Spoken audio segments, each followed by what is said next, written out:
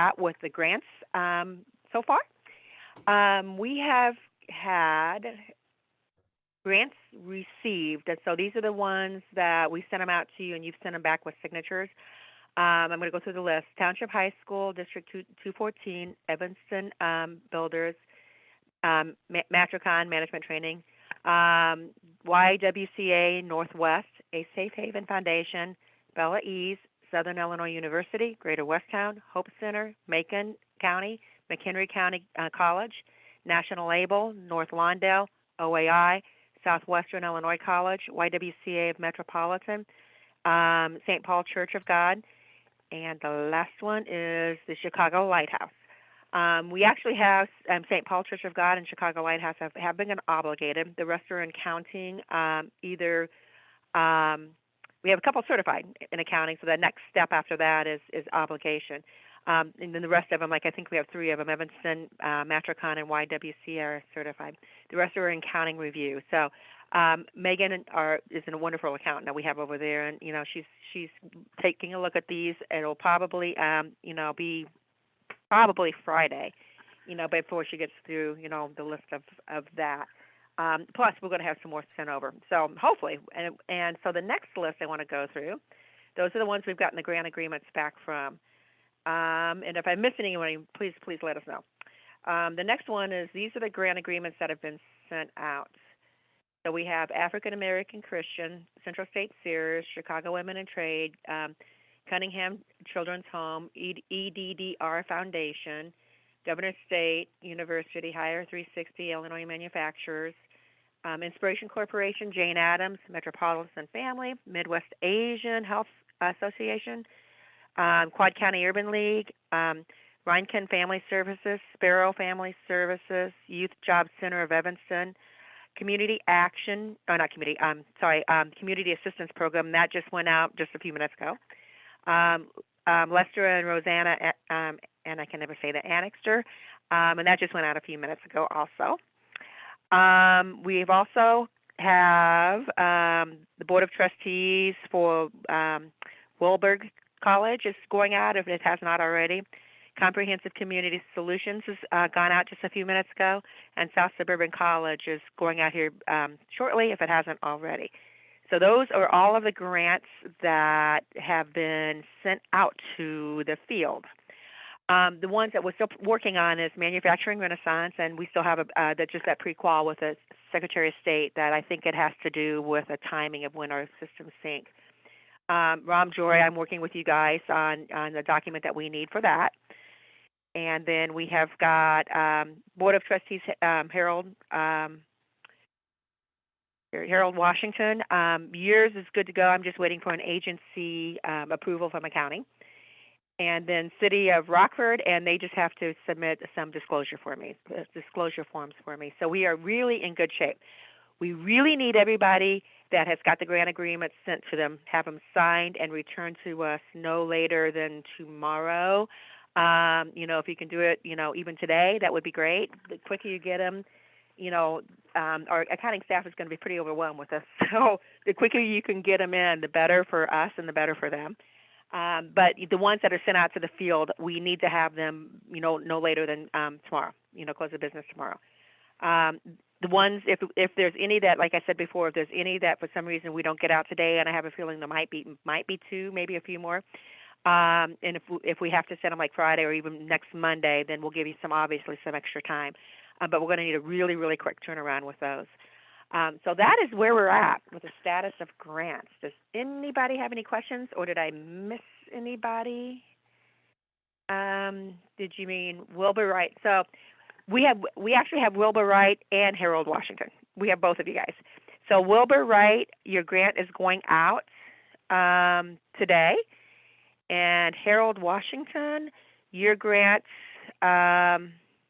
There's one thing that we're missing right now, and that's just our agency approval, and we should probably get that later today. So if we don't get your grant agreement out today, it'll be first thing tomorrow morning.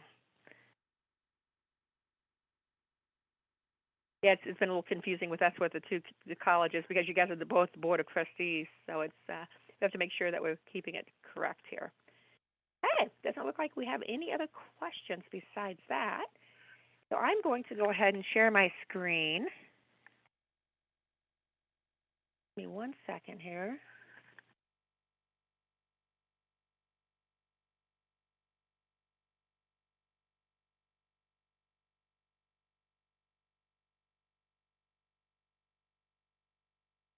Oh.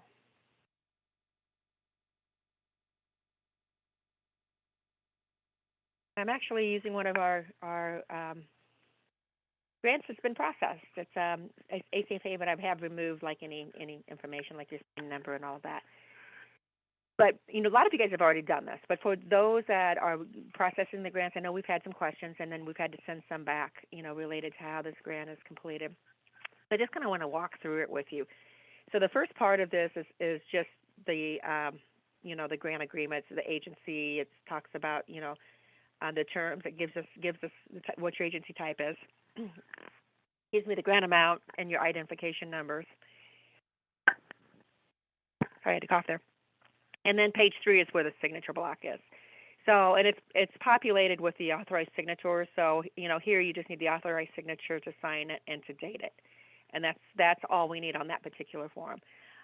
We've had a few instances where maybe there's been some changes, and just reach out to us, specific like addresses, or if for some reason your authorized signature has left. I don't think we've had any of that yet.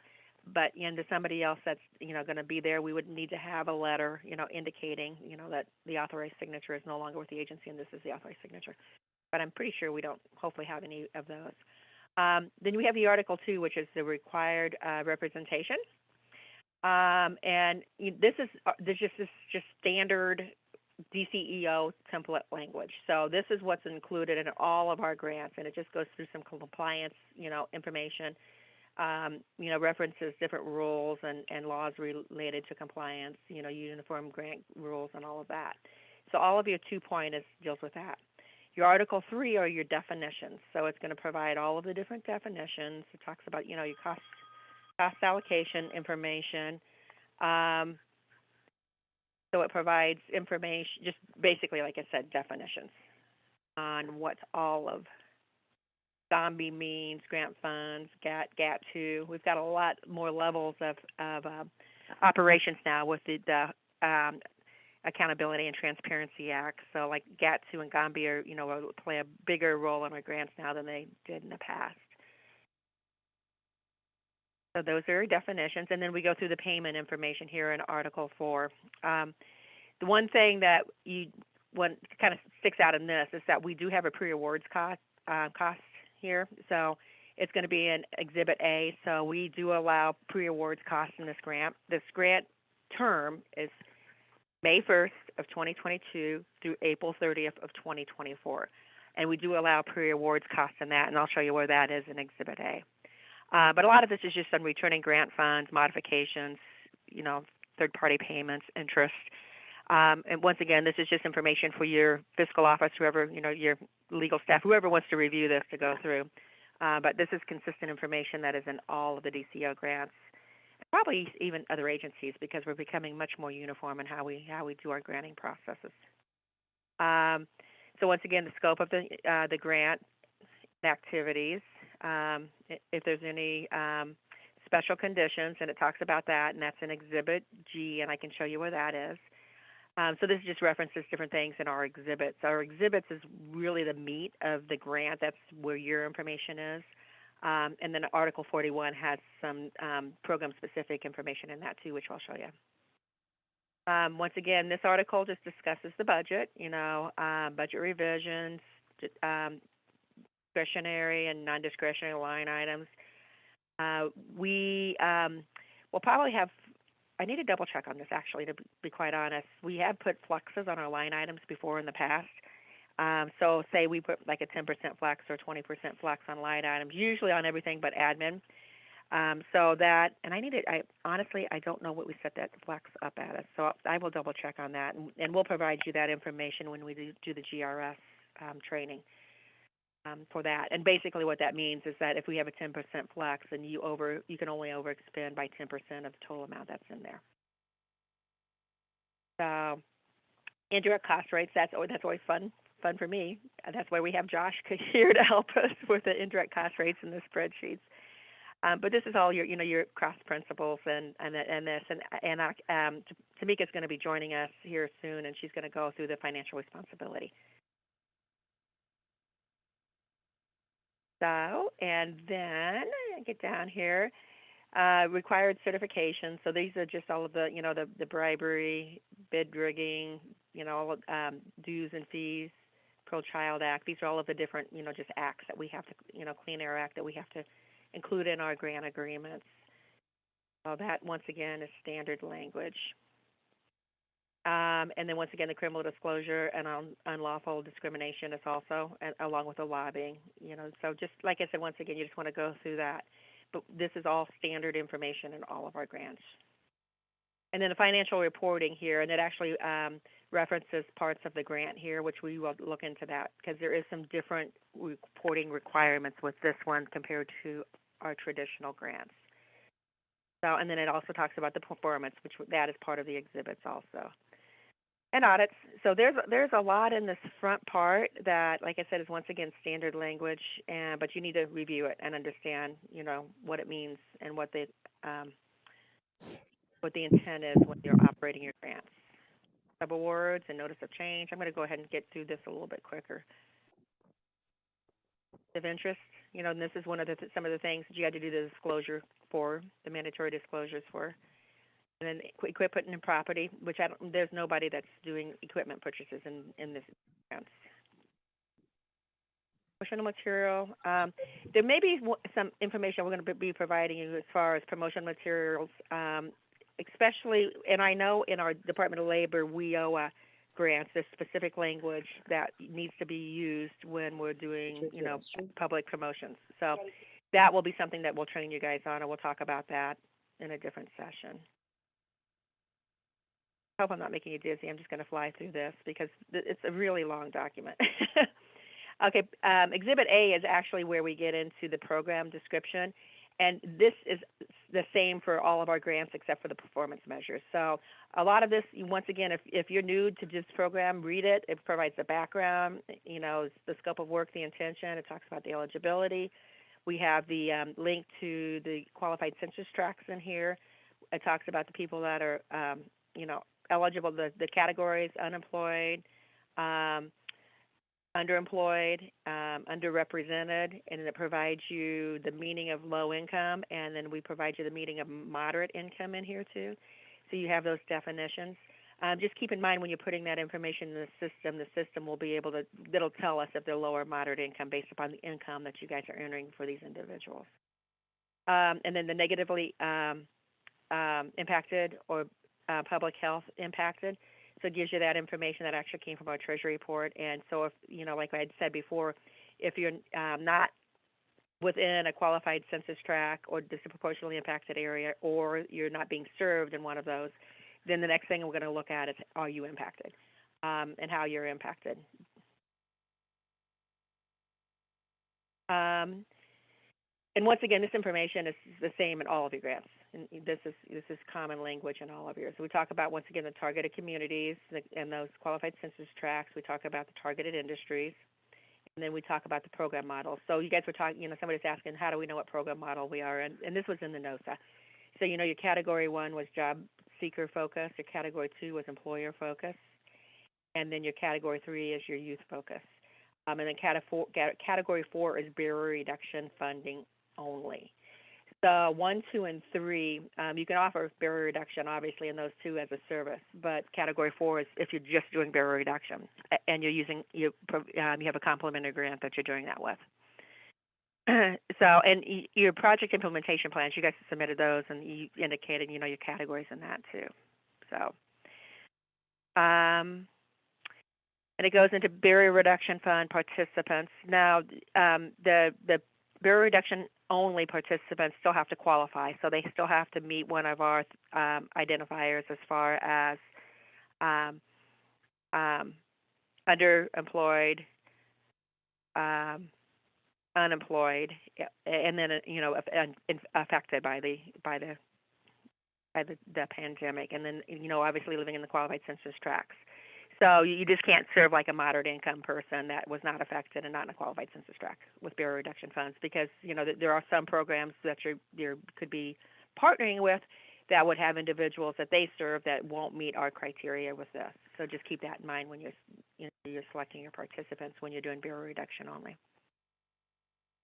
Okay, then we get into our grant activities, and we've went through this already with outreach, your career planning. This is all expectations that we have of you guys, and when you're running your program, as to be part of your services provided.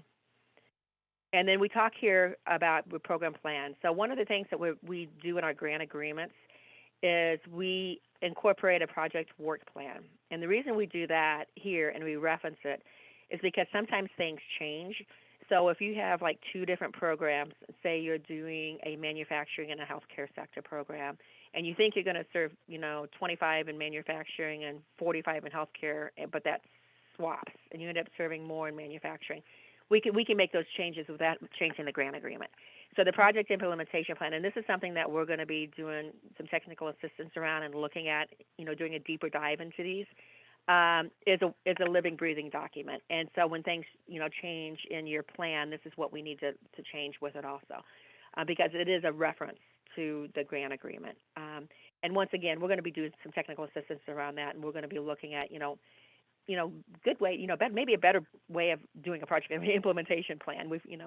I do think that we can make an improvements in our plans that we have. Okay, and then just once again, it talks about management and reporting. One of the things that for you guys that you need to know, and this you'll learn when Josh does the GRS session, and which will probably be in 2 weeks, like I said. But in the GRS, you can request cash at any time that you want. You have to have your costs reported by the 20th of the month. So this is June 9th. I have until June 20th to report my costs for May. So you just need to make sure that you're on task with your expenditures, and that you have them reported by the 20th of the month. Because if they don't get in there, you can still report them, but it's not going to show up as a June cost. It'll show up as a later date cost.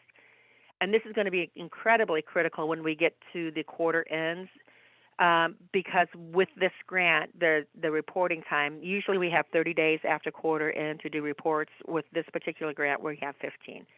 So we're going to have to accelerate our whole reporting process at each quarter end. And then we also have to do a monthly report on specific things, and I'll show you what that is. And then once again, participant tracking, we're going to be using the Illinois Worknet system for that. So that's part of what's required in this grant. And then it talks about allowable costs here based upon your uniform guidance to CFR 20. And then here's the pre-awards costs that I was talking about. So the pre-awards costs may be incurred effective July 1, 2020. Obviously, pre-awards costs may not exceed the total funding amount. I don't anticipate that there's going to be any pre-awards costs in January, February, or March. There really shouldn't be, because we weren't doing anything. April is when we were notified that who the grantees were, and so April on we had the calls, we had meetings with you to go over your budgets and your project implementation plans, and then I'm sure you started to do some gearing up then. So I can definitely see some costs in April, but I really don't think there should be. I don't see any costs associated with this, until then. And then, of course, May 1 is our start date. And I do think some of our organizations, I know of one that I think has already got participants started with them. So, and then one of the things that, and we'll get into this down a little bit further too, but one of the things that we're going to be looking at is an evaluation that's going to be done on this. And I'll explain why as we get down into some more information. And then, of course, grant modifications. So, and then Exhibit B is just basically referencing the project work plan. So the deliverables and milestones are what is included in the project work plan. And then Exhibit C is just your payment. So it just talks about payment methods. And then we do have a variable rate, so it is not to exceed a 10% advancement. So you can do up to 10% advancement on this grant. Okay, and then this, once again, is the contract information. Here is when we were talking about if you want to assign a designee. you would put the authorized designee, their title, the phone, and their email. The authorized designee would sign it. Oh, shoot. Sorry, guys. It took me somewhere else. The authorized designee would sign it, and then you have to have the authorized signature approve it right here, too. So we've got 2 slots there right there if you want to have somebody else authorized to sign the grant other than your authorized signature. And if you want to do more than that, just let us know. But, we provide those 2 slots right there. And of course, it gives you the, the account or the audit information, emails when you have to do your audits, and then our program accountant, which is Megan Street, who's been amazing. So this is a section of the grant agreement where it's different, and we just pulled in your performance based upon what we negotiated with you guys and what's in your project implementation plan. And so that was populated for you guys when this is sent out. And then, of course, we talk about our outcome matrices. Hello, Tammy. Yes. Yes, I want to know under Exhibit D, if you had extra people listed for authorized, do you want those people to sign as well? Because in the email, it's only stated the page 3 that needs a signature. If you're having an authorized designee, so it's this area right in here. If you're having an authorized designee, you need to fill out the information for them, and then the designee needs to sign, and the authorized signature needs to sign. And then what we do with that information is we put it in our e-grant system as designees. So if you had to do a modification and a designee signed it, then we know that's okay. So that's the main thing. It just gives the same signatory authority as the authorized person. Okay, so what I'm asking is that if you already had like 2 people there, do you want both people to sign before this grant can be executed, or if page 3 is signed, that is okay? So you're saying there's 2 names there already? Yes. But yeah, just have them sign again. Yes, just so we have that documented. Okay. Okay.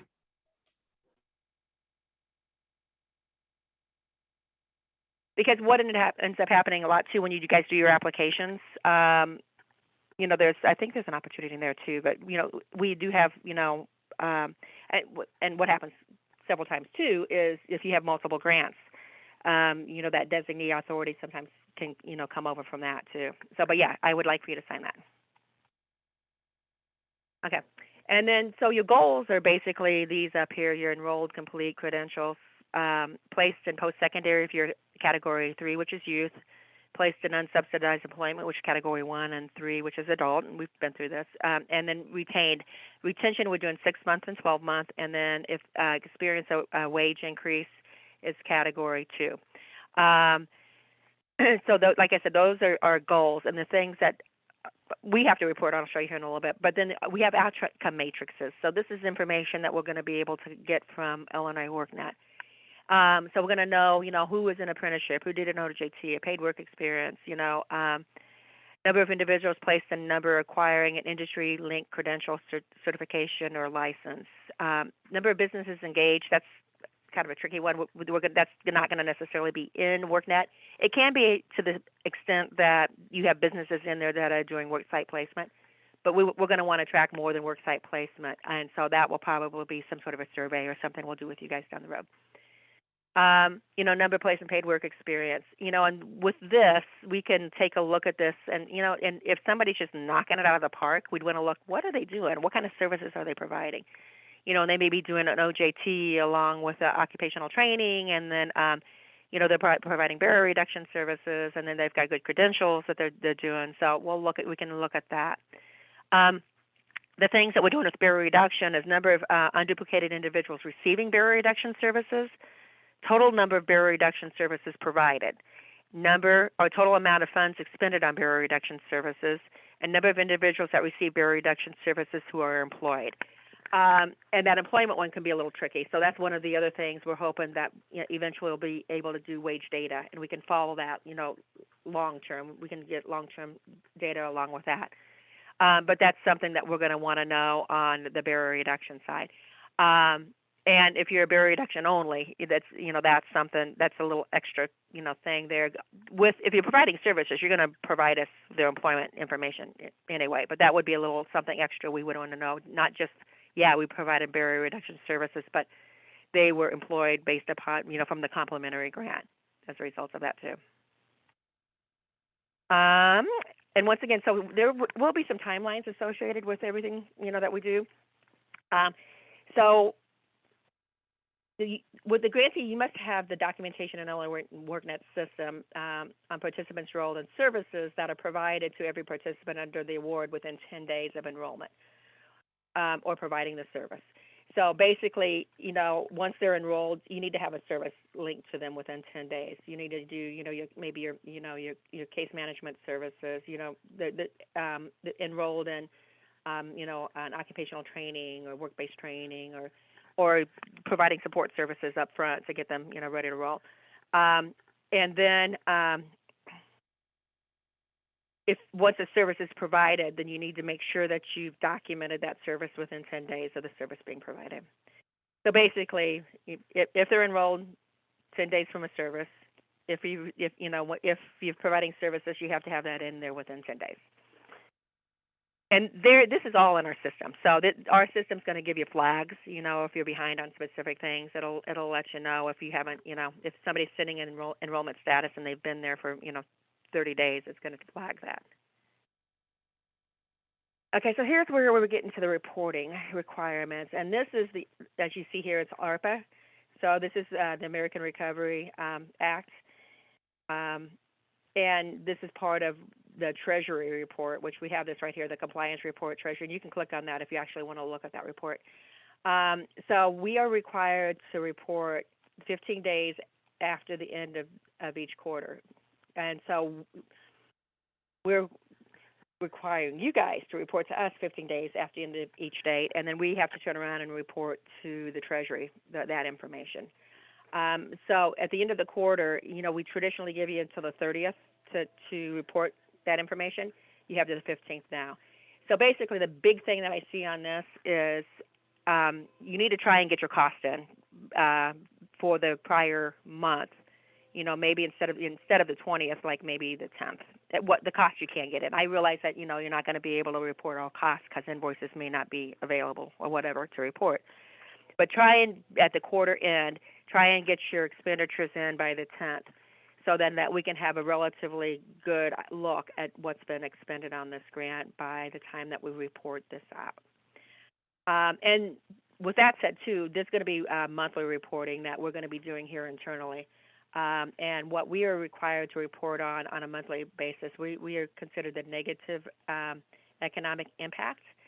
And so these are our measures that we're reporting on: number of workers enrolled in sector training programs, number of workers completing sector training programs, and number of people participating in summer youth employment program. Now, we are rolling up. I realize that you guys aren't, doing summer youth employment programs. Some maybe, but not everybody. But we're still going to be counting our youth in that, and that's going to be an explanation that we'll provide to them, on that number, that this is a youth program, not necessarily just summer youth program. So these numbers we'll be able to get from Illinois Worknet, and this will be a monthly report, and then also expenditures. If they want expenditures, we can get that, from the GRS system, and we can pull that at any time. So it's just prudent to get your information in timely, so that we're getting some good information and it's not a lag.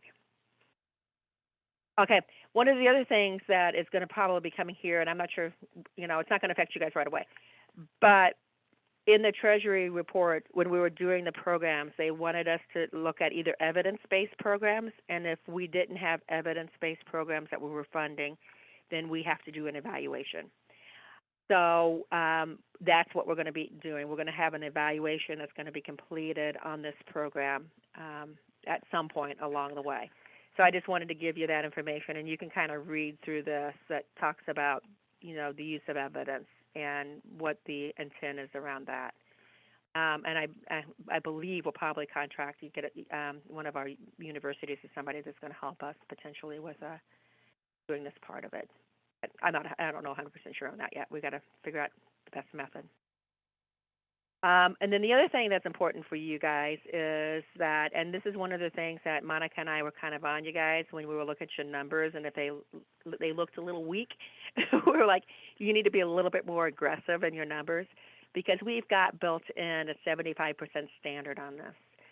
So acceptable performance for this is set at 75% of the plan goal, and that relates to each one of your goals. So So it's already built in, and that's why, you know, when we had our conversations, we were like, yeah, you need to be a little more aggressive because we've already got this built into the grant. So, and that doesn't mean you take advantage of that either. We really want you to meet your goals. You know, that's just there just in case, you know, things happen, you know. So, and then we do have the special conditions area here too, that if there is special conditions, then it's going to say something right in here as far as the special condition is concerned. Okay.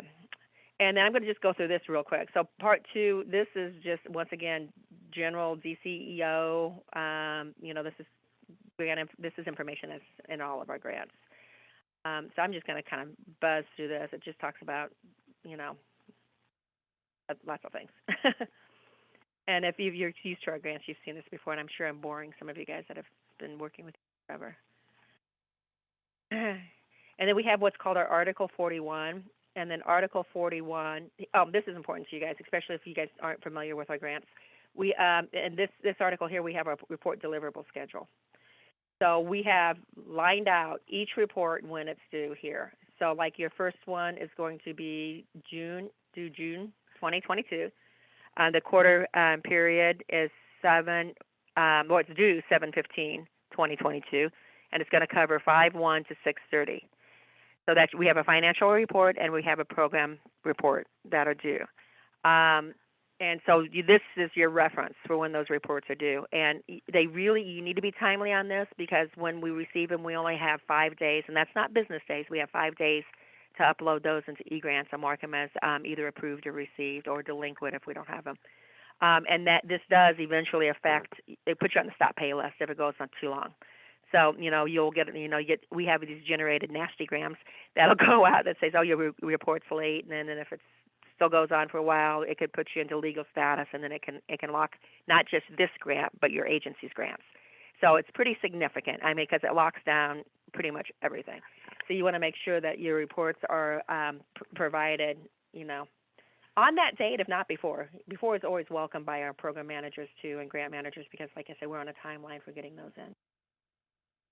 And with these reports, and we'll walk through this with you guys too. With these reports, and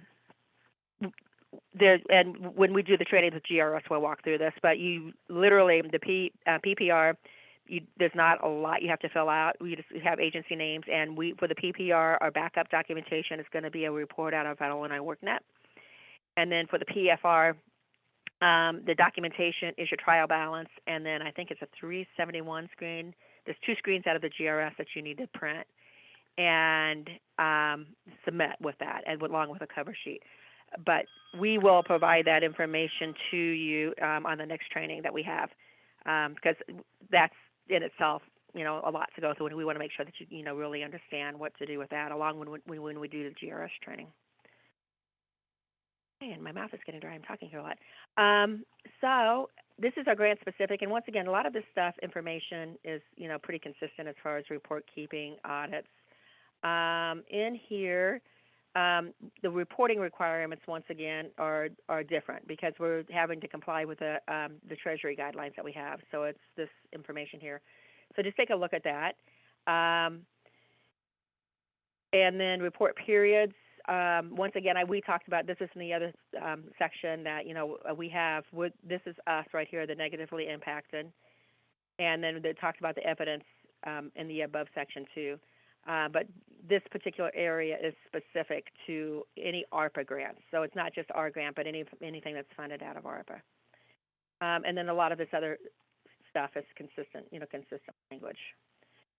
So that's basically the nut of the grant. I know some of you are probably really bored with this, but I know we have new people. So I just wanted to walk through that so you can kind of take a look, you know, and see different components. And if you have insomnia, it'll probably put you to sleep. I'm going to stop sharing right now. And Tamika, are you available? Yep, I'm here. Awesome. Tamika is amazing. We love her. Any questions on finance, we send them to her, and she's great. So she's going to walk through her presentation on the financial responsibility. And like I said, Josh is not going to be able to do anything on the GRS, but we will schedule him probably in 2 weeks. And one of the things before you guys get off, David, if you could put up that poll again, because we're going to be looking at dates to have meetings, and we said either Tuesday at 9:30 or Thursday at 9:30. And the people in the morning, it was pretty much a dead heat. So if there's specific dates, and some of you can vote twice, I don't care. But whichever one wins, even if it's just by 1% point, that's what we're going to go with. So we'll give you a few minutes to click on that. This is quite the competition between Tuesday and Thursday.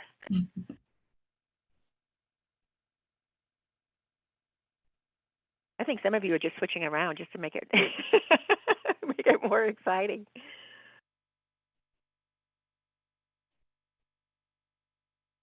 Okay, are we good? Everybody submit? Looks like it's going to be Thursday at 9:30. So, and we can always, if we have to move things around, we're flexible. We can do that. But we're going to plan on Thursdays then at 9:30. Thank you much.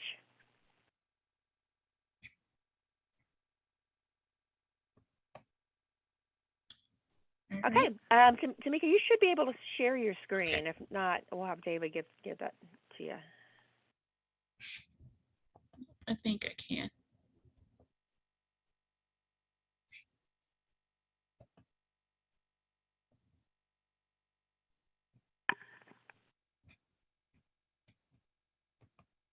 All right, good afternoon, everyone. As Tammy mentioned, I am Tamika Chisholm. I am the Fiscal and Programmatic Monitoring Manager, but I do provide support to grant and program managers and support some of the fiscal activities and review fiscal documents within our grants. So today I'm gonna do an overview of some of the financial regulations and some of the accounting and reporting requirements that I know Tammy touched on, and Josh is going to provide great detail on that when he does the GRS training. And then also towards the end, we'll talk a little bit about monitoring.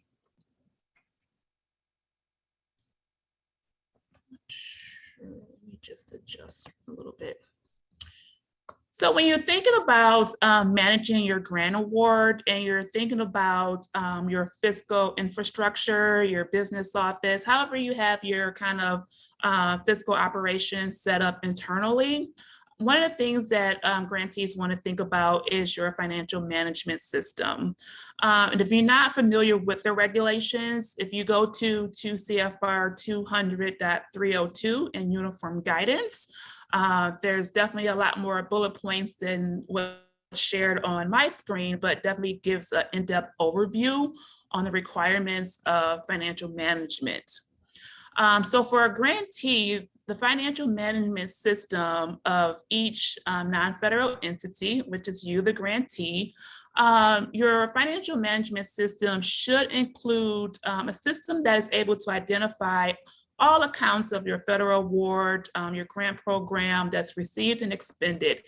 So there should be a system in place, your accounting system that kind of tracks revenue and tracks expenses for each of your grant programs.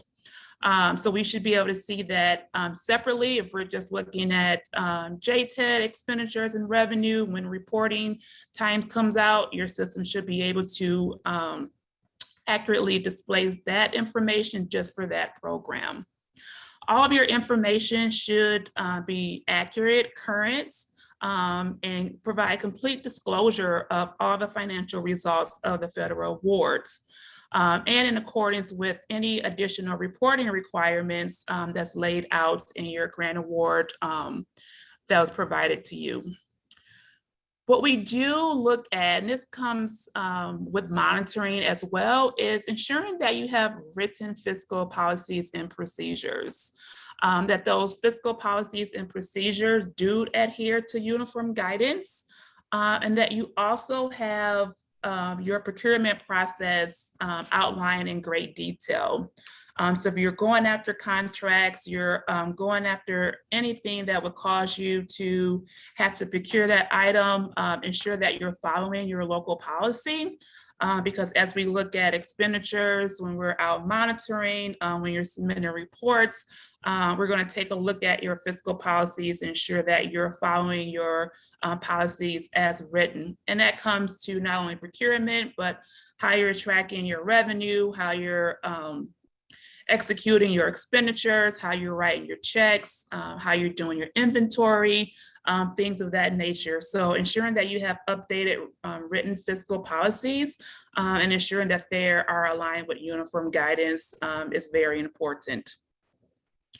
Your fiscal management system should also be able to provide records that contain to the federal award, meaning we should be able to see obligated, unobligated expenditures. It should be able to produce trial balance, income statements, along with any source documents that are associated with your expenditures. And then also want to remind grantees that all grant reports shall be maintained for a minimum of 3 years following the closure of the grants. And then all your expenditures and reports must also be supported by proper documentation.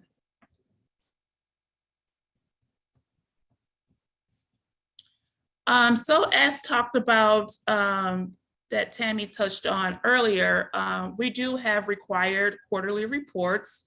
As part of GATA, the state does have uniformed reports that our grantees do submit on a quarterly basis. This allows us to have increased transparency with our grant awards. So these reports are uniform across the state. So many of you may be familiar with them, and these are submitted on a quarterly basis.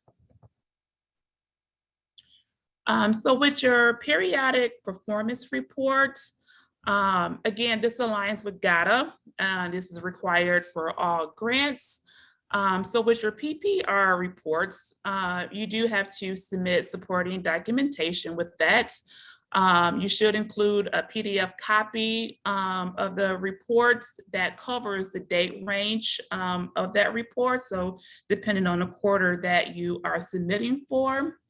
All supporting documentation is to be submitted. As Tammy mentioned earlier, that should come with a cover page that includes your grant number, organization, DUNS number, your FEIN, things of that nature. As outlined in the manual, there are proper naming conventions, but Josh should be able to go over that in more detail as well.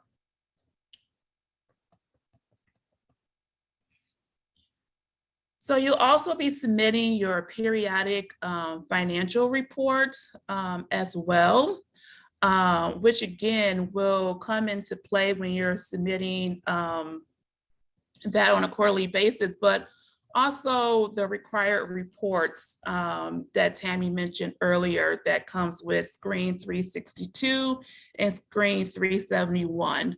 But for those who have not seen a periodic financial report, this is what it looks like. So you'll fill in your information, grant number, everything at the top. We utilize the GRS reports, trial balance for supporting documentation. So grantees are able, under category program expenses, you are able to put CGRS, so you're not, duplicating information. We do utilize those reports when reviewing our periodic financial reports, and those are reviewed by our fiscal monitors along with myself. So when those documents are submitted and uploaded to eGrants, we do review those on a quarterly basis.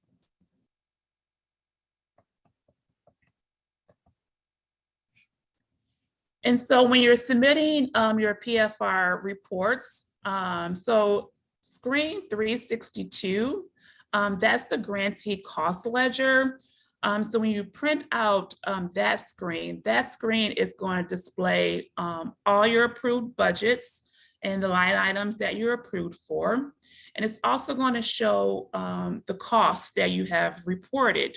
As Tammy mentioned, all expenditures are reported on the 20th of each month for that prior month. So when expenditures are reported for on June 20th, that would be for May. So when we're looking at those grantee cost ledger summaries, we're able to look at that screen and compare that to your supporting documentation. And then that screen also gives you your budget balance. So you have your budget, your costs, and then you have your budget balance that we monitor as well. And then we assure that all supporting documentation that's submitted aligns with that report. You also will take a printout of screen 371, and you may not have a lot of information on this screen.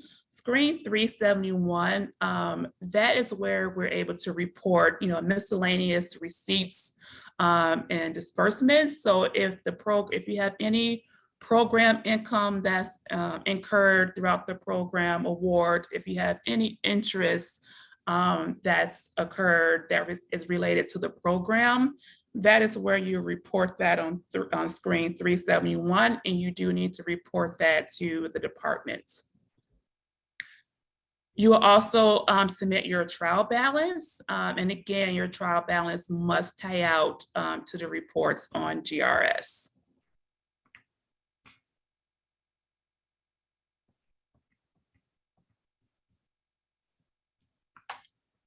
As part of the grant awards, and as was outlined when the NOFO went out, again, allowable grant costs, when you're looking at your expenditures related to your grant program, please ensure that all expenditures comply with 2 CFR 200, and that all costs should be reasonable, allocable, and necessary for the grant award. If you want to kind of get a little deeper and look into uniform guidance does display a list of allowable and unallowable costs. And you can reference 2 CFR 200.403 for additional information.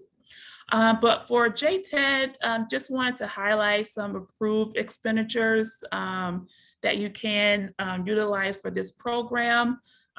If you're designing training curricula and related materials, issuing stipends, professional development and certifications for instructors, and then, design and implementation of needs assessments. There's definitely an outline of expenditures that are allowable for this grant. But again, they must also comply with uniform guidance.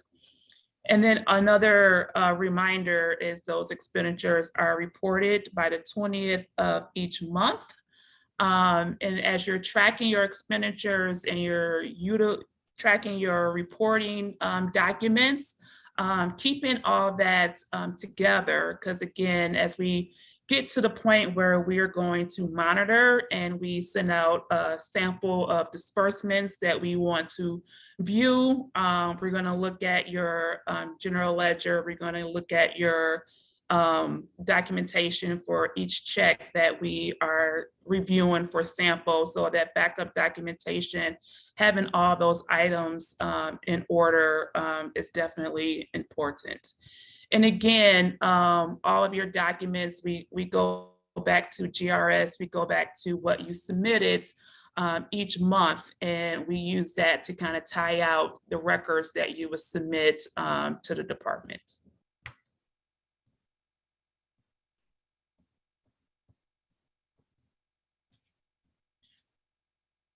So throughout the award periods of your grants, each grantee will go through at least one monitoring event. This will be a combined fiscal and programmatic monitoring event as well. So the monitoring event will consist of programmatic and fiscal monitors. that will review, just to review compliance of the grant. We utilize uniform guidance. We utilize the notice of award, federal regulations, your local policies, any additional policies that was directives from DCEO. All those come into play when we're reviewing and going through a monitoring events. Our monitoring events isn't a gotcha process. We do during monitoring provide technical assistance when needed. If there's areas that grantees are non-compliant in, even if we have to issue, findings or area of concerns or management recommendations, there is always corrective action guidance that's always issued, so that grantees have, clarity on what is needed in order to be in compliance with a particular regulation or policy. But having strong fiscal internal controls, having a financial management system and process will allow grantees to not only be able to provide proper documentation, but it also provide reasonable assurance that systems are in place to administer programs, and that grantees are compliant and applicable with rules that are outlined. I also we talked about the procurement standards. If you're not familiar with the procurement standards of uniform guidance, you can reference to CFR 200.317. Grantees who are not compliant with procurement standards, that could result in funds being, returned to the agency, disallowed cost. As well.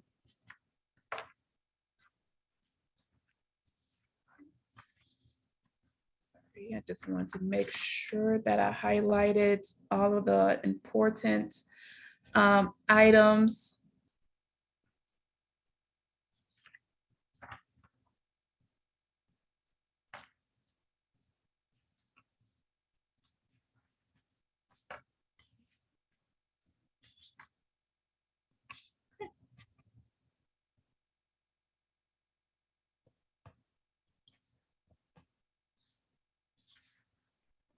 Any questions on the financial responsibility? Again, just to summarize, the financial management system is a huge, important piece. All those regulations, if grantees are following that in accordance to uniform guidance, that does provide strong internal controls that allows grantees to remain in compliance. It allows you to budget effectively, expense funds accurately, and cause for a decrease in any disallowed costs, any question costs.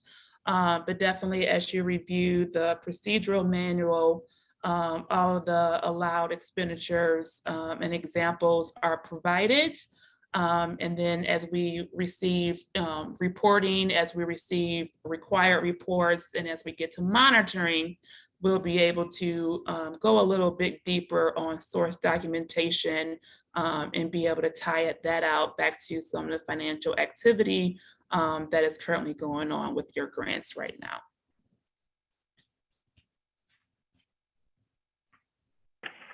It looks like we do have a couple questions. One was from Cheryl. It says, what Illinois Worknet report is required for the PPR? That's one, we'll have it highlighted in there so you'll know which one it is. It's finally known as the Julio report, but it's one that we'll have specifically out there for you guys so that when we need you to report, you'll just print it off the system. And Tamika, we had one in clarification response to Mr. Conley's question. The known funds needed can be requested and provided, or the known funds needed must be paid by the organization and then reimbursed. So we do have a variable, 10% variable on the grant. So I'm not good on the number side and I, you know, Tamika, I don't want to throw you, is that something they request 10%? If they need to request 10% over their current expenditures, I was trying to look for the question. We have a variable advancement. I do, that might actually apply to just an advancement of dollars to get started. And then at that point, maybe it's going to be a reimbursement. Right, there is a process for advancements getting started. And then after that, you will go through the cash request process in GRS. And then once we receive that cash request process, which will be based on your reported expenditures, then that process go through internally through DCO, then it's sent over to the comptroller's office. It does take about 10 to 14 days before cash is received, but typically within 7 to 10, but just I say 10 to 14 because if you're requesting cash during the holidays or over the weekend, things of that nature, that could affect the timeline. But after the advancement, cash will be received, funding will be received through your cash request through GRS. And then another question, I can answer this one from Bella East. Is the fiscal report due on the 15th or the 20th of the month?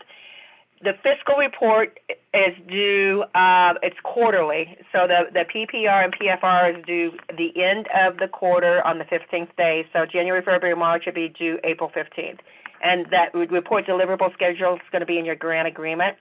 The 20th is for reporting costs. So you need to make sure your costs are reported by the 20th of the month for the prior month. So if this is June, I have to the 20th to report the costs for May. Did I state that correctly, Tamika? Yes.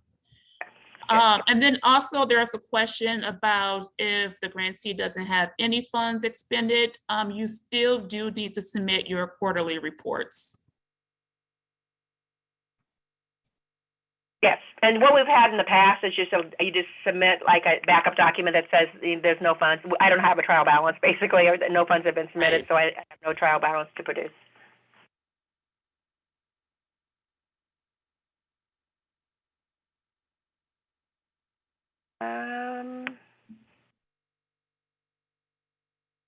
See here, this was during a presentation.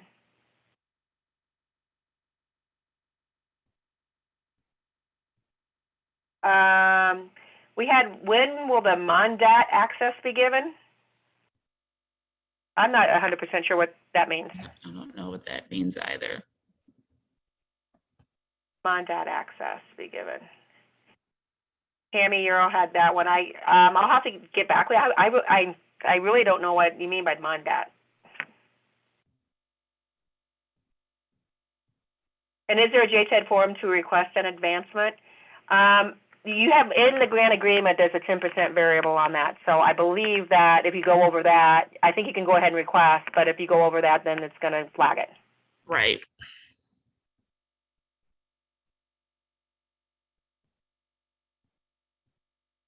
Okay, and then is there a report template for the fiscal, programmatic, and closeout reports?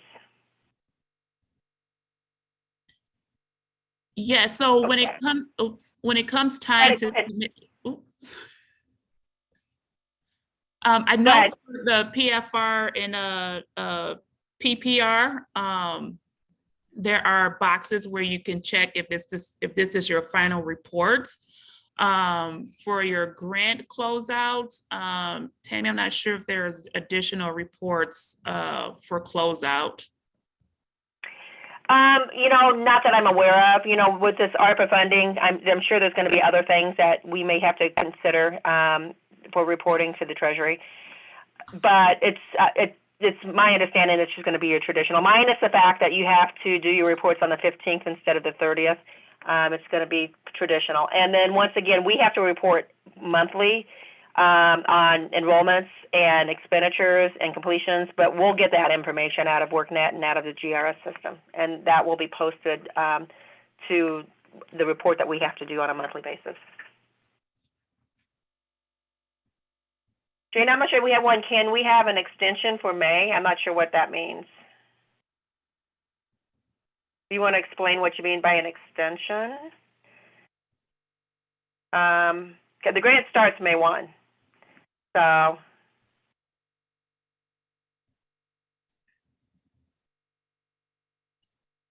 the first quarter you're going to be reporting on is April, May, and June, and it'll be due July 15th. So you're probably not going to have a lot of activity on that first report.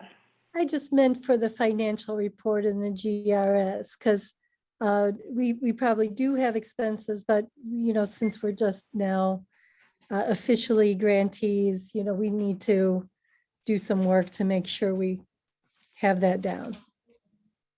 Oh, so you talk about reporting costs? Yeah, and cash? exactly. Yeah. Okay. You're Okay, asking for an extension on reporting?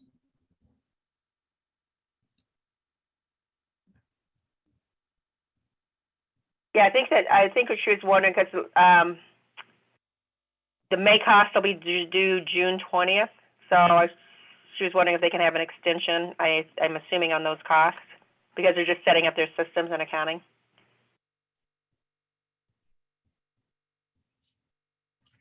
I mean, put it this way. I mean, you can always report the costs. It's just not going to show up in the correct month. But what we need you to be timely on those costs. But it's understandable that it's going to take you time to set up your accounting systems for this too.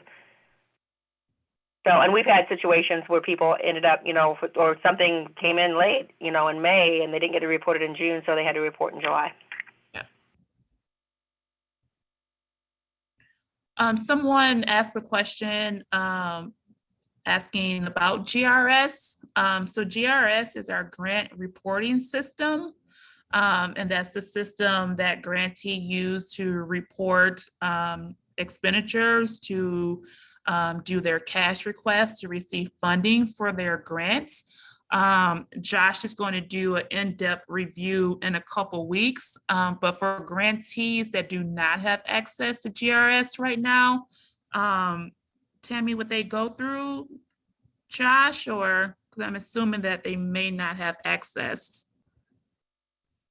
Well, yeah, so once the grants are obligated, everybody will have access to the GRS. There is a handful that we didn't have the MHD number in, and we're going to work with accounting on that. Okay. So everybody should be able, you know, and then of course we'll have the training, you know, on that too. But everybody should be able to access the GRS and do their cash and costs.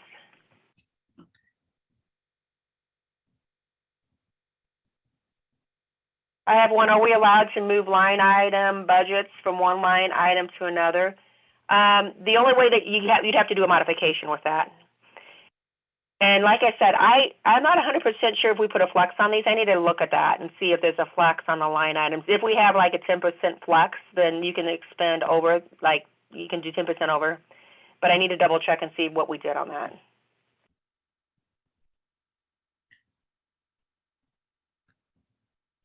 So the due dates for the PPR and the PFR are both quarterly. They are the same.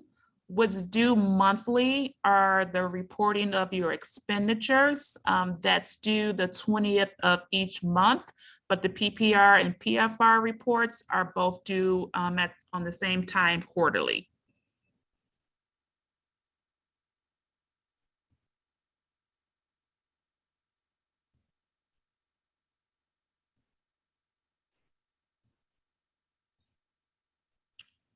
I think there's lots of questions here. And so there's a question about payment. So payment is based on your cash request submitted in GRS, which is typically based on your obligated expenditures.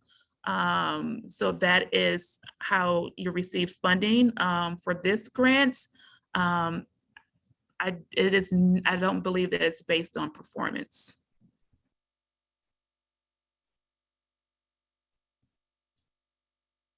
There is a question, when you say trial balance, do you mean general ledger?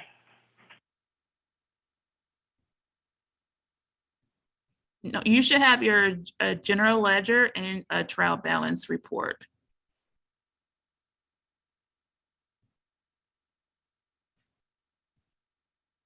And then we have one, can you send an example of a report when there are no expenses? In this particular case, you're going to fill out the report with the name, all the areas that will be consistent with every report. And then you can just either in the email or in a Word document, just simply say there's no expenses, so there's no trial balance to produce or whatever. So that way we can attach it and say, that we understand that there's no, when you look at the GRS, there would be no cost and there's nothing, but you have to report on the trial balance. And like I said, these will be due, the quarterly reports. The first one's going to be due July 15th, and then we will do a session with Josh before that.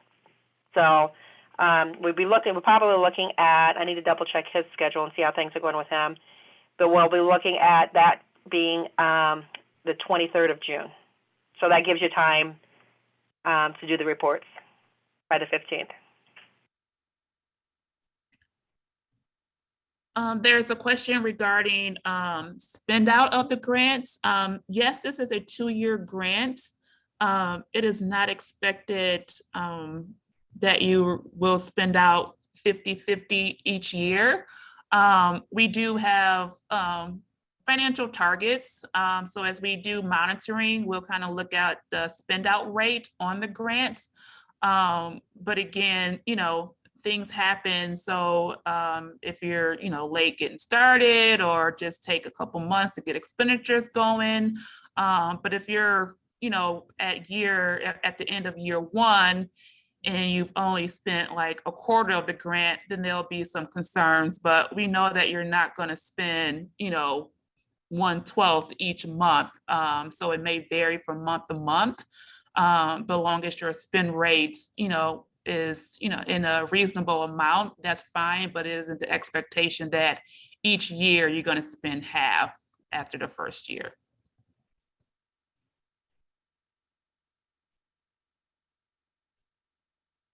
And then we had a question, are revisions allowed retroactive or are they reflected on future reports due to the quick turnaround of reports? So, it's cumulative, so if it's not reflected, obviously, in one report, it'll show up on the next one. Right. And the email address, David, could you drop in the email address for the partner resource page? I know we're still working on that too, so it's not completely, filled out yet. That's still work in progress, but within the next couple of weeks, we'll have like the procedures manual in there, and that we continue to add other resources in that. So it's a living page that we will add stuff to. For an example, any of these sessions that we record will be available there too.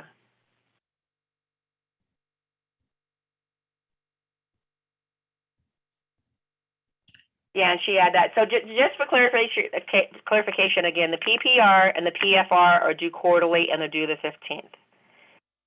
Monthly, our department, DCEO, will be looking at your expenditures and looking at your performance in Worknet and submitting a report to the Treasury monthly. And if there's anything else that we need on a monthly basis, we'll let you know. But monthly, it's what we're reporting from our systems to the Treasury. Quarterly, you're reporting to us, the PPR and the PFR, which includes the trial balance and then the status of your services in Worknet.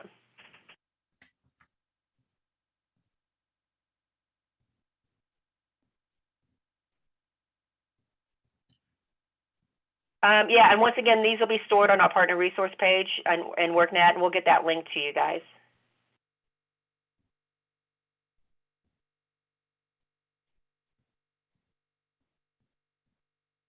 Yeah, and Tamika was correct. It's cost reimbursement, but we're looking at performance too. So keep in mind, at any point, if you're way behind on your performance, we will come in and talk to you guys, and it may be where we need to pull back funds if we feel like that, the costs, if costs considerably exceed performance, there's going to be an issue, and it could mean reallocation of funds or closing the grant.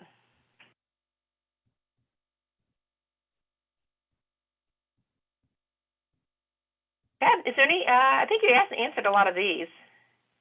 Yep, I did answer those. There was one towards the end regarding access to GRS and how that is designated, if the grantee contact is different from the fiscal contact. I'm assuming that the grantees are able to designate the contact, the GRS access to their fiscal person. Yeah. Yeah, and we've got, like I said, some of you already have like a MHD number that we've put in and it's recorded. And then some of you guys filled out that paperwork and you were assigned an MHD number. So the ones that filled out that paperwork, whoever you put on that is who received the ID, the information. And, you know, if we can always share that, you know, with you if you forgot who you put on the form. And then you can always share that ID too. You can share that with other individuals within your organization if you need to.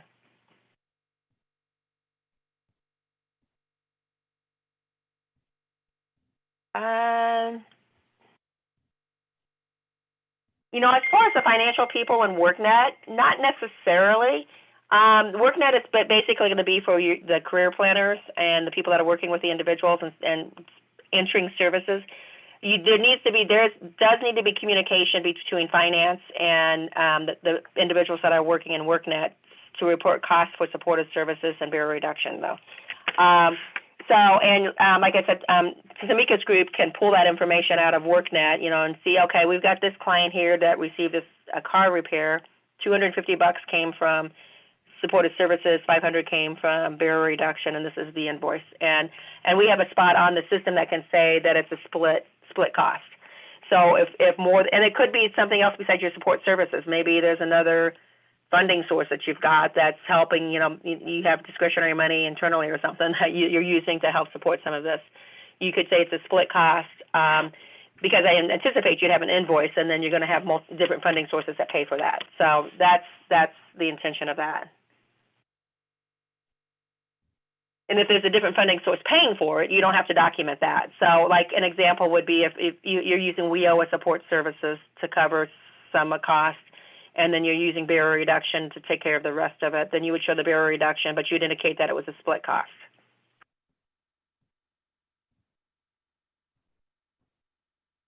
And to piggyback off of that, so for instance, for that same scenario, when we go into monitoring, we will look at cost allocations.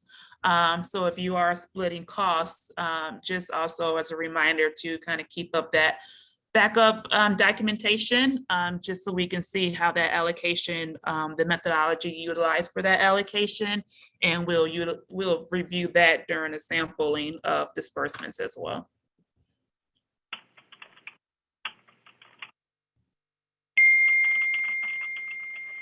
And I get a lot of these on the passwords. We'll follow up on that. I believe, if I'm not mistaken, there's an email that we can send you that you just you click on it, and you put your MHD, and then you reset your password.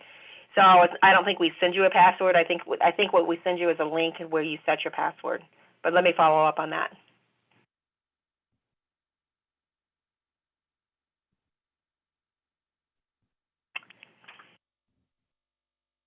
Does anybody else have any other questions? Concerns? Anything you want to bring to the table?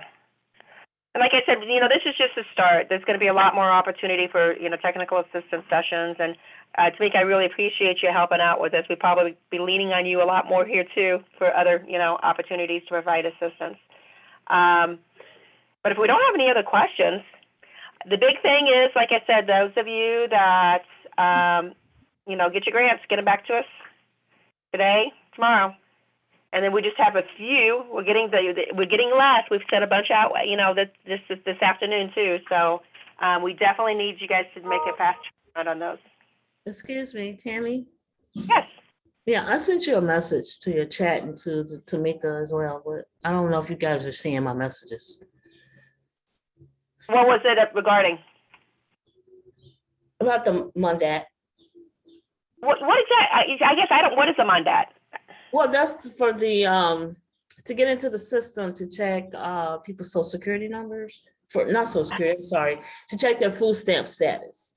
You know, the rack that you see. the REF, the RACF. I don't know if I'm pronouncing it RCF, correctly. okay, I The REF gotcha. ID that you sent? A report The you fill out MHD form? record ID, that is not something, we'll have to check on the MONDAT system and if we can give you guys access to that or how to get access to that. Okay. Because that's something with the DHS, Mhm. right? Because you want to check the Yeah, SNAP benefits. you guys sent us the form and said only one of us could have access to it. And Evelyn is the one that would have access to it, so I was just wondering. Well, the form that we sent you was for the GRS, not the MONDAT. Oh, that's GRS, okay, because when I saw Yeah. RAC, I thought that was my dad. Okay, I got Yeah, it. no, that's a GRS form. Okay. So I got it. MONDAT, I'm not sure. I know that SNAP has their new data system, and I know if you're working with the clients, they have their own client data system where they can get in and stuff Mhm. too. Right. We have to check Mhm. with that Okay. looks like getting that information because I'm not Okay. sure. All right, thank you. Uh-huh. Are there any other questions? If not, we will let you guys go. Like I said, we're going to plan on, well, a couple things. First, make sure that you get scheduled with Natasha and David for next week so you can get your system set up because that's critical. We need you to get that going so we can get people in. And then second, our next, and I'll be sending this out here soon, our next session, I need to double check with Josh to make sure he's available on the 23rd. That could be iffy, depending on what's happening. But if he can't do it, then we'll potentially be able to go over the manual, or we'll do a deeper dive into Illinois Worknet. But we'll plan on our next call to be the 23rd from 9:30 to 10:30. And our intention is to do the GRS review of that. And then we'll be sending out a technical assistance schedule that, like I said, we're probably going to try and meet weekly for a period of time until everybody's up and running. And then we may shorten it, or we're probably going to break you guys out into groups because 44 organizations is quite a bit to be on one call together. So we're probably going to end up eventually breaking you guys out into youth programs. What we're gonna, I know, and we have overlap too, so we're gonna take a look at that and see what makes the most sense as far as breaking you guys out. But besides that, I think we have covered everything that we can cover right now. Hi, Tammy. Two more questions here. Sorry, can't let you go yet. Oh no, that's fine. One question, is any templates for the report of PPR and the PFR? Yes, we can send those out to you. Yeah, and then I'll send you Okay. also the site too, because you can actually get them off of our DCO site too, website. So I will send that out to the group, and then I'll send you the link to them also. And once you populate them, you're going to work off that same report. You're just going to end up changing like the dates and stuff because you don't have to do a new report for each quarter. You'll just update the one you got. Okay, perfect. Next question. Do we submit the supporting documents or the use of the evidence for the reimbursement? And Tamika, you may want to answer that, but any supporting documents for the reimbursement when they report or request cash, you have to report your expenditures, and then quarterly it has to be supported by a trial balance. Is there any other requirements, Tamika? No other requirements. Okay, just want to make sure that I fully understand the quarterly reports, PPR, PFR, and the trial expenditure. Yeah, the trial balance, and then there'll be a report from the Worknet system to support the performance. Trial balance is this the system you mentioned that is GRS? Part of the GRS? Yeah, so for the financial report, it's the GRS, and there's two different screens in there that you'll send in with your trial balance. Okay. That's for the financial report. For the program report, you're going to submit a report from the Worknet system. So financial is GRS, participant reports, and performance. Team for this small group training on Illinois Worknet, but when is Joanna going to be back? think I know maybe more by Friday because the doctor said 1 or 2 weeks for her.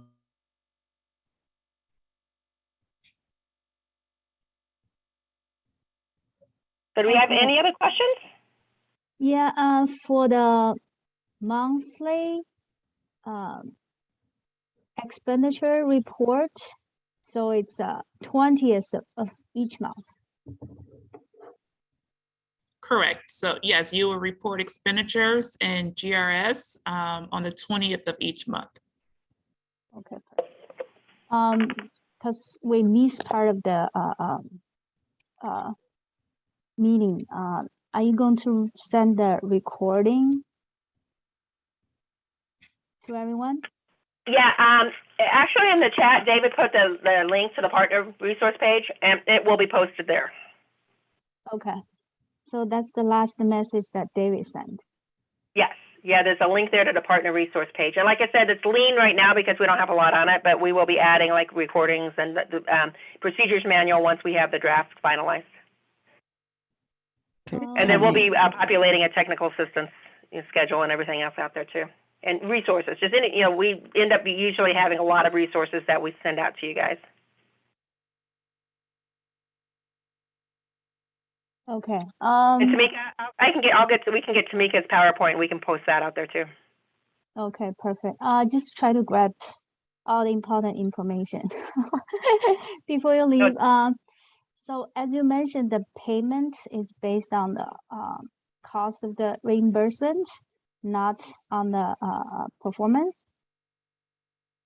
It's based upon reimbursement, but we will be monitoring performance because if it gets Monitoring, out of okay. whack, there's Okay. going to be, yeah, it needs to align. Okay, okay. And granted, your costs are a lot more upfront, and your performance is very little upfront. So we don't really, unless you're like requesting, a lot of money, and there's nothing going on that we can see in the system, then we'll be getting a hold of you. But there is startup costs, so it could be a couple months down the road when we really start seeing the performance, when you start getting people enrolled, and completion takes a while. So we understand that, but we will be monitoring it. Oh, that's great. Can David send that link again? We want to get access to the PPT and the recording session, if it's possible. Yeah, it's in the chat. If you go to the chat. Oh, thank you, David. I got it. Oh, good. Hey, Thanks, David. Tammy. This is Sarah Clark with Education Systems Center and the IMA. Thanks so much to all the presenters for everything you've been sharing so far. Tammy, I know you know how different our program is, and a lot of it is subcontracts, sub-awards. So I'm just curious for, the reimbursement model. Are we going to have the districts request reimbursement from us and we turn around and reimburse them, or are the districts able as subcontractors to invoice us and then we're able to submit that? Or do you have any idea what we should set up with them as best practice for getting them their funding? And Tamika, I might throw this one to you. They have, I think, how many districts do you have? 10? Districts is like 20 plus and growing. 20 plus. Yeah, and there may be something we want to talk with Tamika offline on this too. But yeah, so they're going to be sub these out to like these school districts. So it's the best, like, is you talking about just them invoicing you for their costs? Yeah, just, because we're setting up our sub services agreements with them. And so just trying to make sure I include the right way that they should be requesting money. If they're able to send us an invoice and, we request the funding then from you and then pay them back out and they're able to spend locally, or are they going to have to front the cost and then request reimbursement from us and we in turn, put it through the system? They're in the budget as subcontractors. Okay. So my initial thought is that they would invoice you because that will count as your expenditures. And then you would have to do a cash request to get the funding to reimburse them, because I don't think that we can set it up that they have direct access to request cash. Sure, yeah. So if they're invoicing us prior to spending the funds, that's okay? It depends on how much, like there is like that advancement up front for you as the grantee. I may just have to take a look at your budget and what you're approved for to kind of see what that may look like up front. And then I might have to just touch base with John Barr too, Tammy, just to kind of talk this one through. Yeah. Because this one is a little different, but my initial thought is that they'll invoice you if there is an advancement needed based on what you're approved for. We can kind of send out some guidance on what that would look like, and then kind of how we can move forward throughout the grant award. Tamika, and that would be great if we can follow up. Let me know if I need to nudge you after this or. Yes, can you send me an email? Yes. I'll send you my contact information directly. Great, thank you, Tamika. And one more question, Tammy. Sorry if I missed this earlier, but when you were talking about the case notes, remind me, is that for every participant, or is that just if they're specifically getting supportive services and barrier reduction? That's for every participant. For every participant. Okay, so we would be having to request from the districts every 30 days. Every 30 days of what's the progress, basically, what's Okay. got going on. And I know we've got that. We've talked about what we can do to integrate your information with ours. So we need to follow up on that too. Okay, thank you. Because that will be that'll be the next question. Great John idea. asked me, I'm sure, We need to Tammy. pursue it for sure. I just, like I said, there's some programming that goes behind that. Absolutely, absolutely. And I know John can make the technical aspect work, but getting everything that you guys need is certainly the priority. So thank you for your time. Appreciate that. Thanks, Sarah. I have a couple of things. So I just want to make sure I heard correctly and clarify. So if we don't have any expenditures for that first month, which is a monthly report, we still turn in a zero report? Correct. And in terms of the systems that we need access to, we don't have access to those systems yet, so you all will be sending links out for those? So the GRS, what organization are you with again?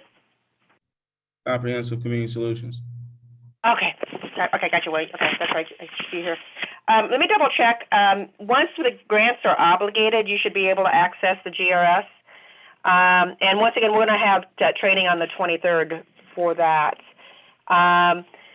And we can send out, instructions too. And the MHD numbers, I will follow back up with you guys on that too, because I know some of you need your password, and I do believe there's just a link that you can go in and set a password for it based upon your MHD number.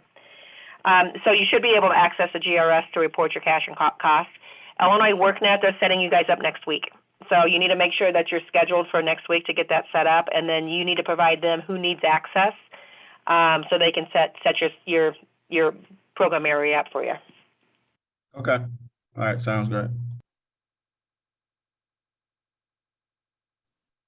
Tammy, could you just say what it means to ensure that we're ready to sign up for Worknet next week? Like what should we be doing on our part to make sure that that's happening? I'm not sure what all are going to be doing. They're going to be setting up who gets access with it. I anticipate they're going to want to know your services. If you're doing a youth grant, the services may look a little different than what an adult grant. So I anticipate they're going to teach you how to set up your services in there, because you're not going to have everything. There's no reason to flood you with a bunch of services that you have to go through. You only set up the ones that you're going to use. So I think they'll probably teach you how to do that. David, he's on the line. Is there what's that going to look like? Yeah. So next week we are going to make sure that you can, you and other members of your team can access the tools in the system, and actually being able to making sure that's all squared away. And then we're going to work on a couple of the tabs. One of them would be entering the grantee information. And then another part that we're going to do is entering training programs and credentials. And that's what we have set up next week. And we're going to do more. Natasha and I are working on a schedule for July too, for additional sessions as well. So it's like it's a session we could join, or you're gonna have each group, schedule each group individually? Like, I'm just trying to understand, like, what do we need to be ready for in terms of scheduling next week? So the link I just shared in the chat is to a Google Doc, and it shows the dates and times of these sessions that Natasha and I are available to go over. The information that I just mentioned. We're going to have up to 3 grantees in any one session, but you can have as many people from your organization on the call as well. And there's also a column that shows for what category type of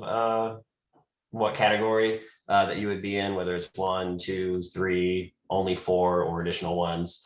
And you can just refer to that table there and then just enter your organization name, the staff names of who's going to be on there, and the email addresses as well. And then once we have that, Natasha and I will send meeting invites to everyone on there. David, I have a question. Sure. I'm just a little confused. So on the first half of the call, I thought we were told to go in right away and sign up. But now I'm hearing to wait until next week. Am I off the beaten path here? No, go ahead and sign up. The sessions start next week. Okay, got it. Mm-hmm. Can you send an invite? Because it looks like we have to go in there and put our email in order to be invited, in order to participate. Is it possible to just send an invite and then join the call? Well, we don't have too many people in there just because, depending on the date, we might be able to work that. But why don't you, and for anyone who can't access the document, you can send me an email and, Natasha and I will take a look at it and see, if we can fit you in one of the sessions. And I think David is also too asking, so what kind of information are they going to need during that, like their organization name, their program names, obviously the credentials they're going to be offering. Do they need any of the work site placement information, or it's just training programs and credentials? I think it's mostly training programs and credentials. I'm going to double check to see if, what else may be needed in there. So give me 1 second here. And will you guys send out like an invite so it gets on their calendar, or they just need to look at this? Okay, so you'll send out an invite to the people for the time and the place and information on what to be prepared for. Correct. Yeah.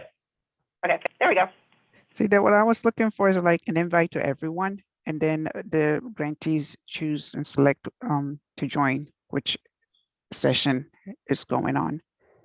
Yeah, it looks like that's how it's set up from what I can see in Google. I don't know if this link is going. Okay, hang on. Actually, try that link. Because I think this link then. Oh, and I was able to add my name. Oh no, I can add my name, but I'm just saying that this way, if your name is not added, then you may not get the invite to attend. Okay. I don't know I think everybody should have equal access to all the sessions and be able to select. Well, the intention is that you pick a time that works for you. The same thing's happening in all of these sessions. It's just small group sessions, so that if they can have like 3 or 4 organizations, say from June 13th from 9:30 to 10:30. The first group is we have Chicago Lighthouse. It's got 3 people in there. The second group is Matricon, and the third group is Governor State. So they'll send out an invite to those people in that group and say that, okay, our meetings on June 13th from 9:30 to 10:30, along with this is what you need to be prepared for. So all of these meetings are the exact same thing. It's just that they're setting you up in the system. They can't set everybody, all 44 of you up efficiently, you know, as a big group. So everybody, if you haven't put your name on this document, you need to put your name on it to make sure that you have a slot. So it's just personal. Okay. And this is by way of signing up, right, Tammy? Yeah. You just go into that Google Doc and you pick a time that's, you know, available for you guys. I think you're doing, it looks like three organizations at a time. You pick a time that works for you, and then they'll be sending you out, you know, an invite and the information related to what you're going to be covering. I'm not the person who's going to be scheduling the meeting for my agency. So I don't really think I can just go into your chat connection and sign up for a meeting. Are you going to send this out in an email so I can actually send it to the correct person and they can complete it? Because I have no idea how I'm supposed to get this connection, this link to another person. Or should I just email David Garvey at I'm assuming the address would be david.garvey@illinois.gov. It's uis.edu. SIU.edu. Okay. Do you think you can put down? I mean, SIU, sorry. SIU.edu. Do you think you could put down your email address in the chat box so I know what it is, so then I can let the person know who they need to contact? Yes, I just added it in there. Yeah. And then he could just provide that link to whoever's going to need to participate.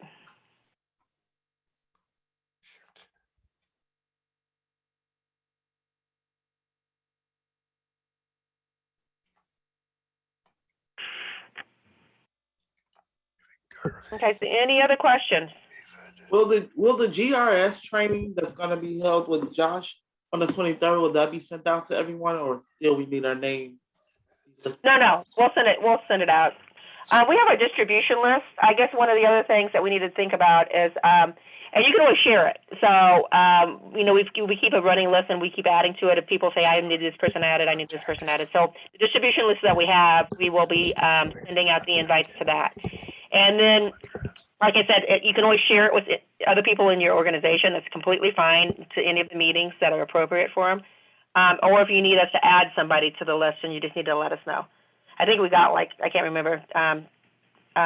Monica's keeping that. I think there's probably 90 people on that list, which is for 44 organizations. Probably more. Yeah, so just keep us informed. You know, things change, people leave, new people come in. We just need to be informed of who needs to be told what.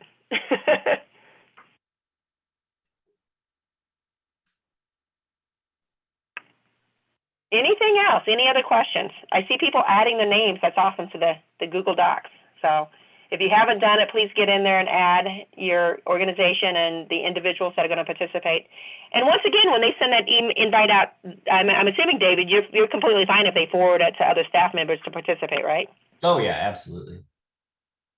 So as long as there's a representation there for the organization, even if you're not necessarily the one that's going to do it, they can send the invite to you and you can forward it.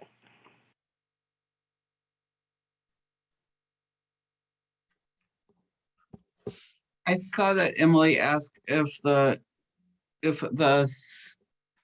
session to sign up and do TA, is that fiscal or programmatic or both? So I think it would be good for us to, again, best understand who should join them.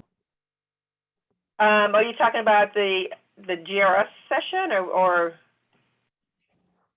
I don't. The technical assistant session with Josh. Oh, so that is going to be dealing with a GRS. So that's the finance, whoever's going to be reporting costs and cash And then we'll also walk through the reporting requirements. So the like the PPR, the PFR, and what needs to be accompanying that. So it doesn't hurt program to be on that, you know, especially with the PPR side of it. There's just going to be a lot of talk on, you know, how you enter cash and report costs that you may not be interested in. And sorry, that's for those ones that are next week. That should also be our finance person. Next week is it's setting up the Worknet system. Next week. Okay, so next week is program. Program, yeah, so that's Worknet. That's Okay. David and Natasha are working with 3 organizations at a time to set up your information in the Worknet system so you can start entering clients. So you're going to be setting up your program area, you're going to be identifying, you know, your training programs and your credentials that you're offering and that type of stuff. And then they're going to be doing other sessions because we're going to have to set up worksite placements and that. There's a lot of different things that we need to do within that system. So they're just biting little bites of it off to get things started so that you guys can start entering your customers. Now, the week after that, Josh will do the GRS, which is the fiscal reporting system.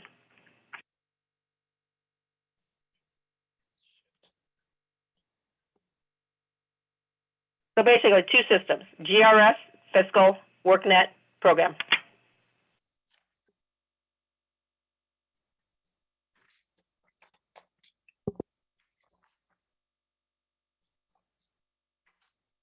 Anybody have any other questions? These are good questions. I'm glad you guys are asking. I mean, I think the more people ask, the more clarity there is around what's going on. Hopefully there's more clarity.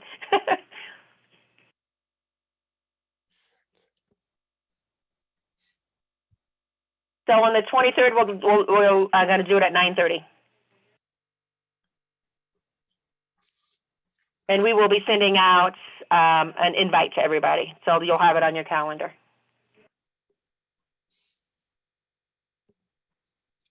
And once again, for that one, the GRS, you'll want somebody that's from the fiscal side on that.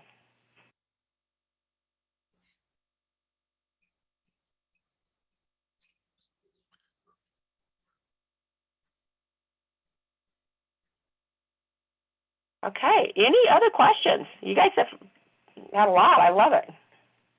Hi, I just added one to the chat. I was wondering do we email our costs for May since we won't be trained on the GRS system until the 23rd? You're probably not going to have a lot of costs. I mean, I don't know exactly what your costs look like, but Tamika, is there any issues if they delay their costs, the May costs until July reporting?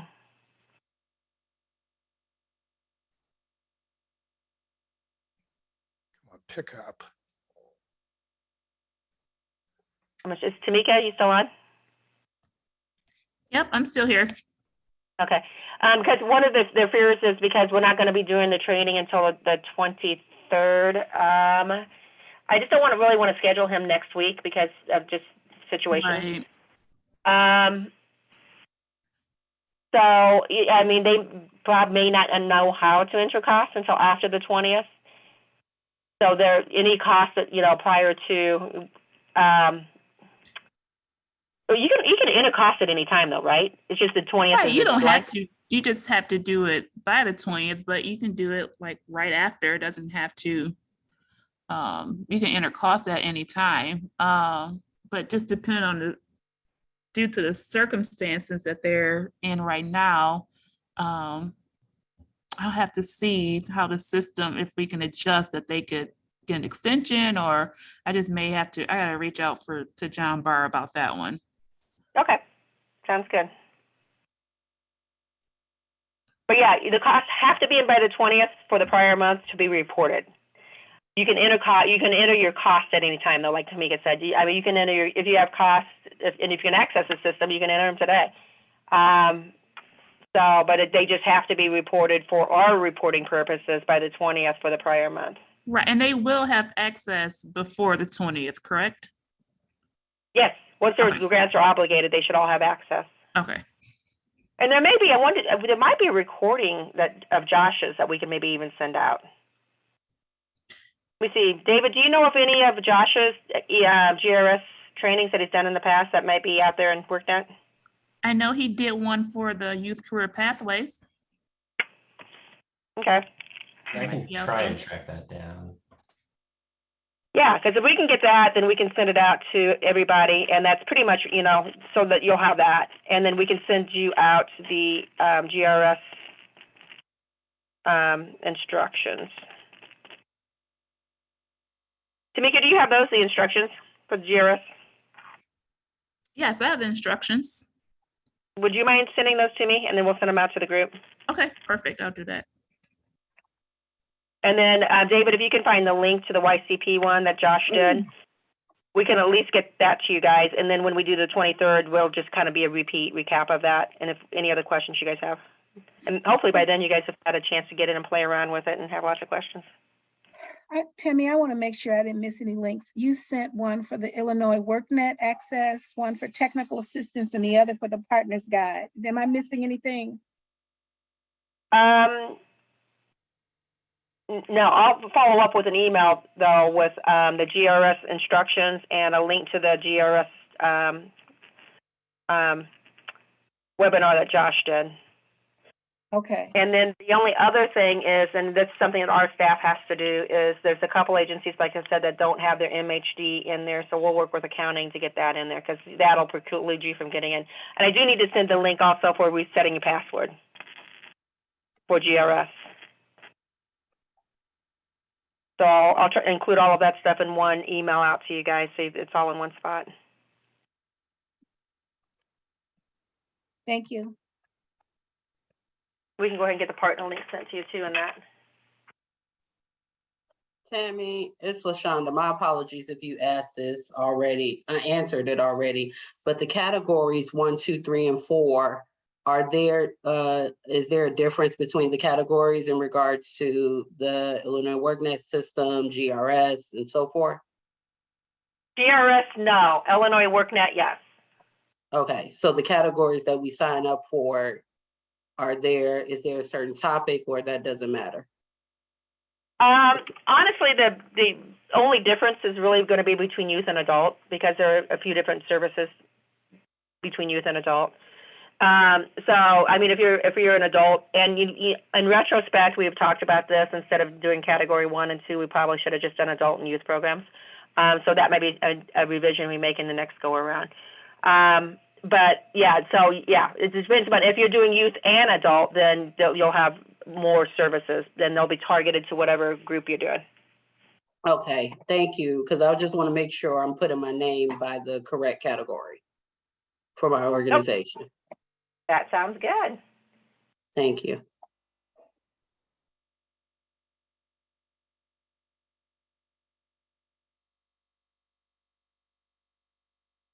Do we have anything else? Good. No, these are all great questions. David, I copied down the partner guide link and I copied down the Google Docs link, so I'll send that out. If you could see if you can find Josh's thing from YCP, and then I'll get the instructions from Tamika, and then we'll get the instructions for resetting passwords. Also an email to request to be added to the partner page if you already have an existing Illinois Worknet account. What was that again? To the what? I believe it's the technical, their help desk. There's an to request to be added. Oh. Okay, if you already have an existing account, you already have a partner account with another organization. Okay. Yeah. David, I was. Yeah, this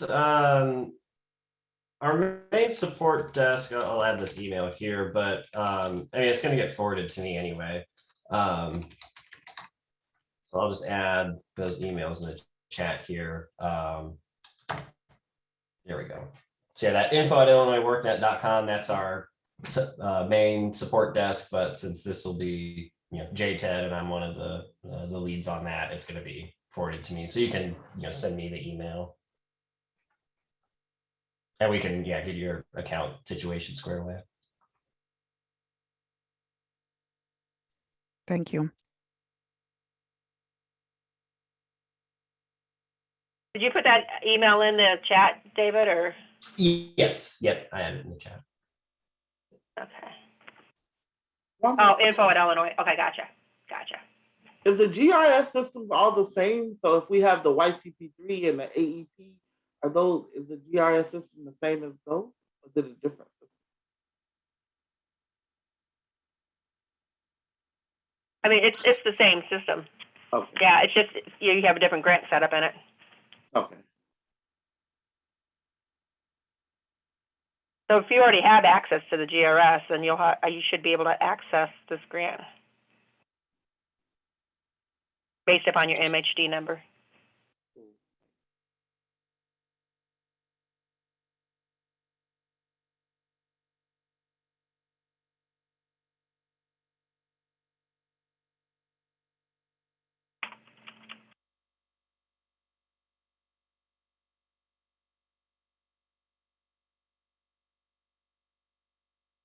Okay, is there anything else? Everybody's pretty quiet right now. Are we out of questions? Wheels are turning. This is Martha Younger White. We signed up for a technical assistance session at 9:30 for category 1, but our Zoom invitation says category 4. What was that? Oh, Martha, yeah, Natasha and I are messaging about that.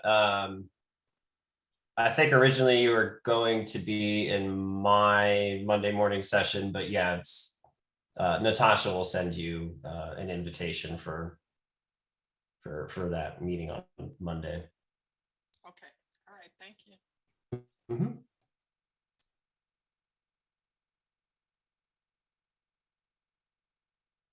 I don't know if you can hear it, but somebody's playing music really loud outside, and I'm on the 9th floor. I'm not sure. It must be really loud.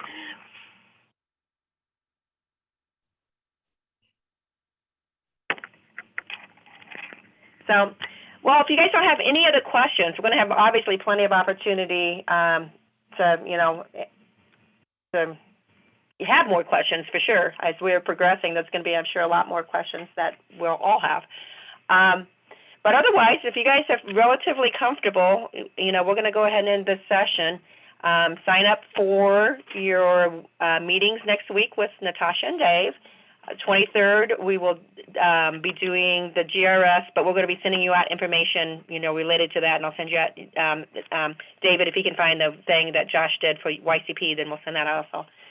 And then, just start doing your program.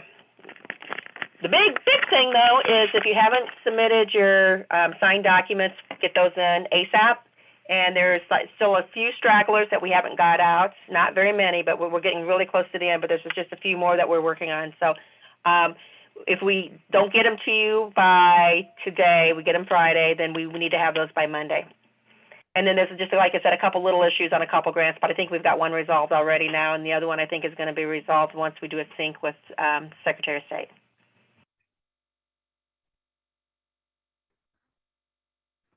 So if no more questions, go ahead. Yeah, I'm looking on the Google Sheet. I don't know if my name was removed or not. Now I don't see it.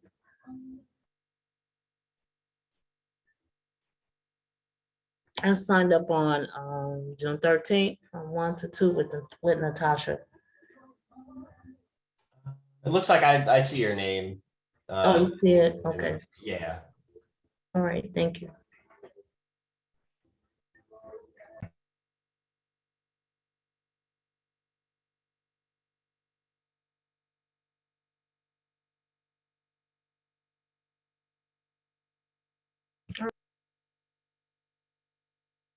Okay.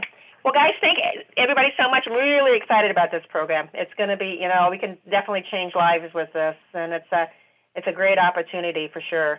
Like I said, JTED has never been funded at this amount before, ever, like a tenth of this amount in the past. So it's really a wonderful opportunity. And it is ARPA money, but, the intent is hopefully that if we kick this out of the park and do a great job, then the value's there.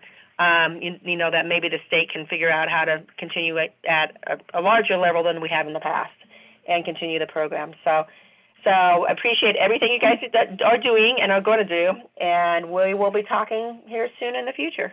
One last thing, Tammy, I'm sorry. I know we're ready to log out. Can you put your email in the chat? Oh, yeah, you bet. Thank you.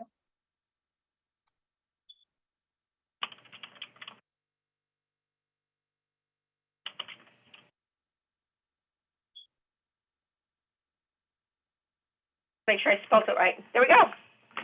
Got it. Thank you. Okay, thanks, everybody. You guys have a great rest of your day. You too. Bye-bye. Take care. Bye-bye. You too. Thank you.